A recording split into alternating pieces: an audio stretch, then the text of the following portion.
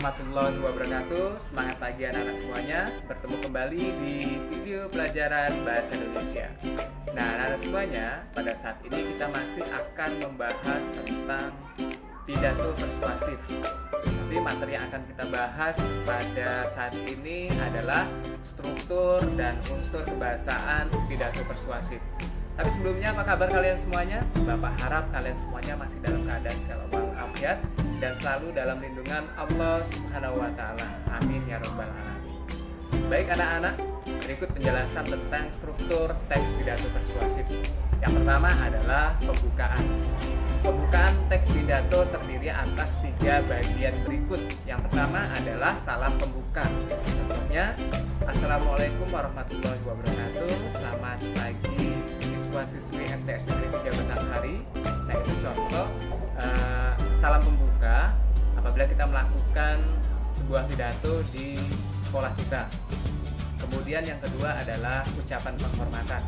Ucapan penghormatan ini dalam sebuah pidato biasanya dilakukan dengan menyebutkan orang yang dianggap lebih tinggi jabatannya terlebih dahulu dan seterusnya sampai jabatan yang paling bawah. Misalnya, yang saya hormati Bapak Kepala MTS Negeri 3 Batanghari, yang saya hormati Bapak Kepala Urusan Tata Usaha MTS Negeri 3 Batanghari, yang saya hormati Bapak Ibu Guru Majelis Guru MTS Negeri 3 Batanghari, dan seterusnya sampai jabatan yang paling bawah. Kemudian yang ketiga adalah ucapan syukur. Nah, ucapan syukur biasanya dibacakan atau diucapkan karena rasa syukur kita sang orator pada Allah Subhanahu wa Ta'ala, karena pada saat ini kita dan para hadirin yang hadir diberikan kesehatan dan kesempatan untuk hadir pada acara tersebut. Contohnya nih, marilah kita panjatkan puja dan puji syukur kita atas kehadirat Allah Subhanahu wa Ta'ala yang telah melimpahkan kesehatan dan umur panjang sehingga kita dapat sama-sama hadir berkumpul di ruangan yang penuh hikmah kali ini.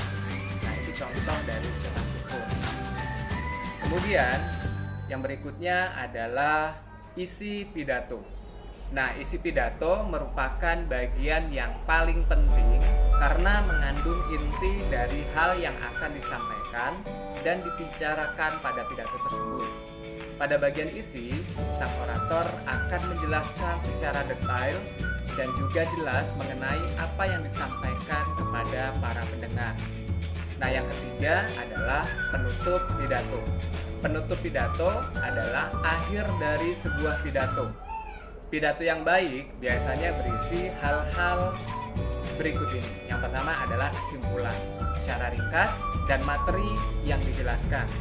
Kemudian permintaan maaf jika terdapat salah dalam bertutur kata dan juga menyinggung pembaca atau pendengar yang hadir pada saat itu. Yang ketiga adalah salam penutup. Seperti halnya tadi di awal ada salam pembuka, nah pada akhir sebuah pidato juga akan ditutup dengan ucapan salam. Oke anak-anak semuanya, berikut adalah unsur kebahasaan teks pidato. Nah, unsur kebahasaan pada pidato persuasif adalah sebagai berikut. Yang pertama adalah kalimat aktif. Apa itu kalimat aktif? Kalimat aktif adalah suatu kalimat yang subjeknya melakukan tindakan yang diungkapkan dalam predikat terhadap objeknya. Yang kedua adalah kata tugas.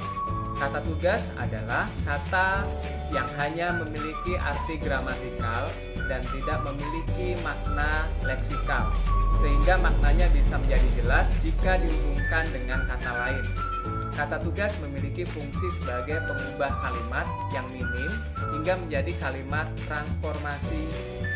Pada umumnya, bentuk kata tugas selalu tetap atau tidak bisa mengalami perubahan. Berikut ini adalah jenis-jenis kata tugas. Yang pertama adalah preposisi. Adalah kata tugas yang terletak di depan sebuah kata, terutama kata benda, yang berfungsi untuk menentukan hubungan suatu kata. Contohnya, di Jakarta, dari sekolah ke sawah. Yang kedua adalah konjungsi atau kata hubung. merupakan jenis kata yang berfungsi untuk menghubungkan dua satuan bahasa seperti kata dengan kata, frasa dengan frasa, klausa dengan klausa, kalimat dengan kalimat, ataupun antar paragraf.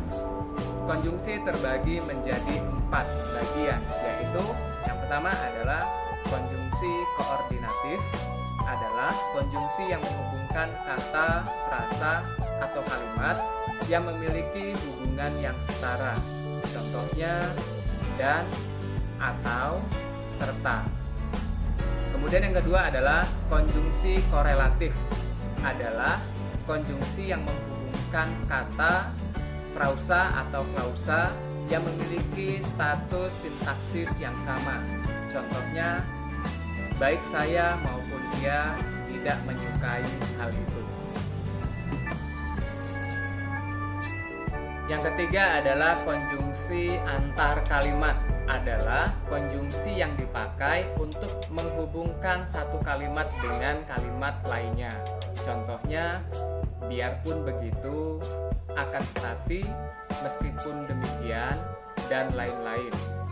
Berikutnya adalah konjungsi subordinatif, adalah konjungsi yang menghubungkan dua klausa atau lebih yang merupakan anak kalimat.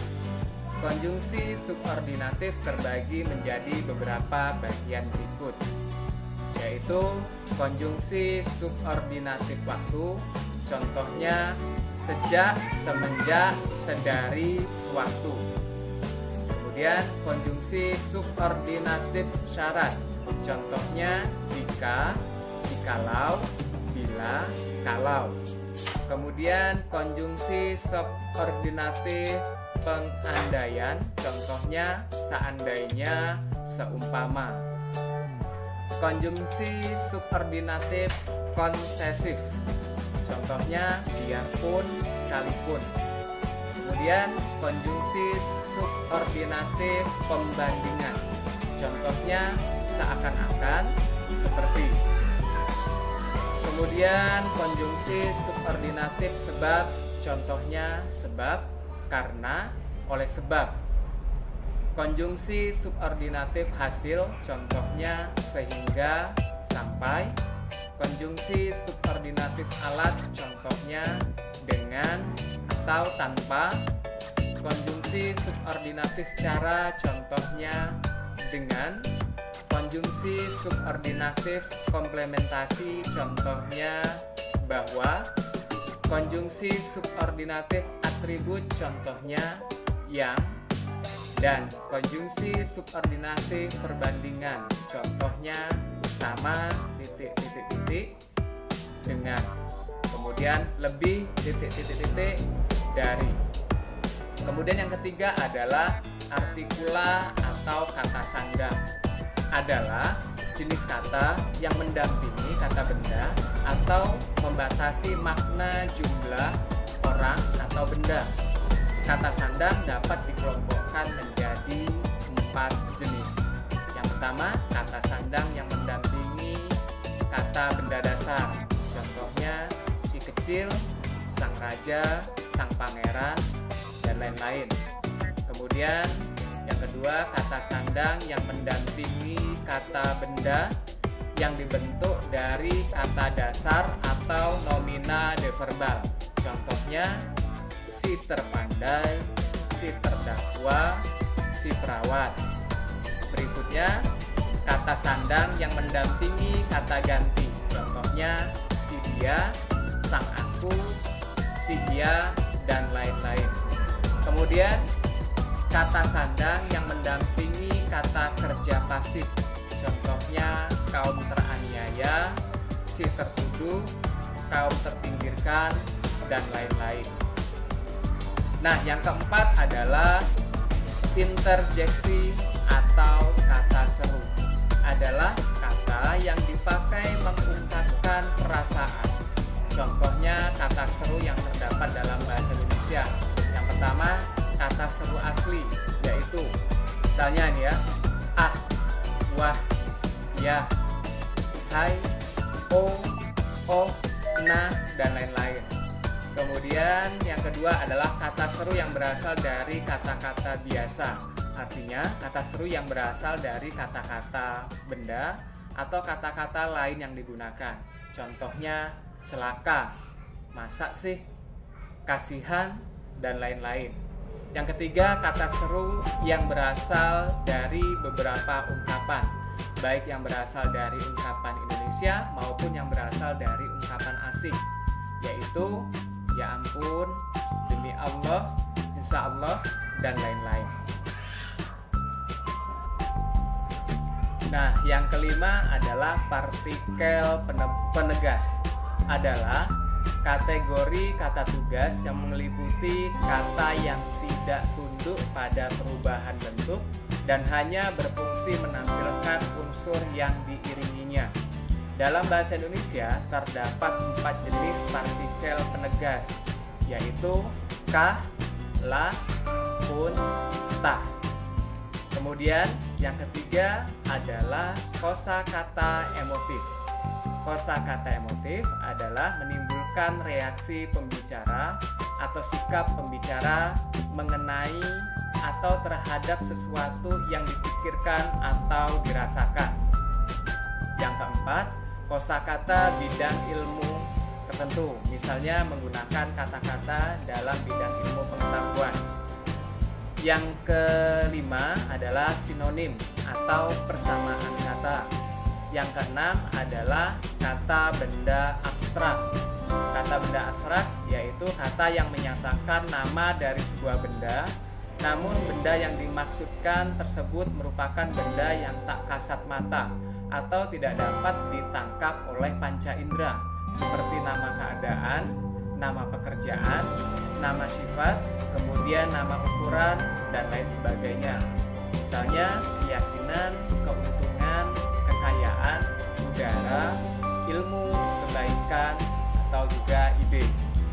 Contoh lain ini dalam sebuah kalimat, Indonesia terdiri dari berbagai macam kesenian daerah yang berbeda antara satu daerah dengan daerah lainnya. Kemudian, kekayaan yang kini didapatkan oleh Riku adalah hasil perjuangan dan kerja kerasnya selama 25 tahun. Berikutnya contohnya yaitu kita selalu diajarkan untuk menebarkan kebaikan kepada orang lain tanpa memandang suku, warna kulit maupun agama. Baiklah semuanya, demikianlah video pembelajaran kita pada kali ini tentang struktur dan unsur kebahasaan pidato persuasif. Jangan lupa tetap jaga kesehatan kalian dengan cara mencuci tangan pakai sabun, menggunakan masker jika keluar rumah, kemudian hindari tempat ramai atau kerumunan, perbanyak makan sayur dan buah, serta rajin olahraga dan istirahat yang cukup. Dan jangan lupa kalian juga tetap harus belajar di rumah. Ingat, tidak ada mata pelajaran yang sulit kecuali kalian malas belajar dan berusaha. Bapak akhiri dengan ucapan wassalamualaikum warahmatullahi wabarakatuh.